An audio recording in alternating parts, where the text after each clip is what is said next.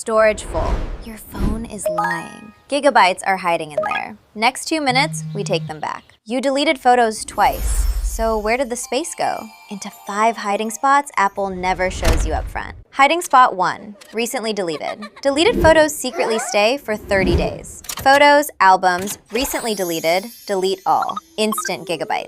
Quick bonus before the list continues. Restart. When storage is low, iOS sweeps out junk files during reboot. A nap that cleans its own room. Now, settings, general, iPhone storage. This chart shows exactly what's eating your space. Biggest suspect? Almost always photos. Hiding spot 2, full-size photos. Settings, photos, optimize iPhone storage. Originals move to iCloud, tiny copies stay. Same memories, a fraction of the space. And videos, the real monsters.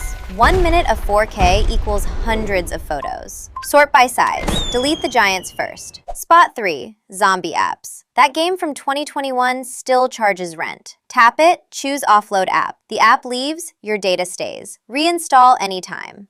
Spot 4, messages. Every group chat meme still lives here. Delete large attachments, then set keep messages to 30 days. Spot 5, that series you downloaded for one flight. Still on board. Clear finished downloads in Netflix, Spotify, YouTube. Easy gigabytes. Speed round. Settings, Safari, clear history, and website data. Months of internet crumbs, gone in one tap. Final boss, system data. 20 plus gigabytes means hoarded cache. Restart first. Still huge? Back up, then restore. Boss defeated. Keep it clean. 5 minutes, once a month. Auto offload unused apps, empty recently deleted, glance at the chart. Future you says thanks.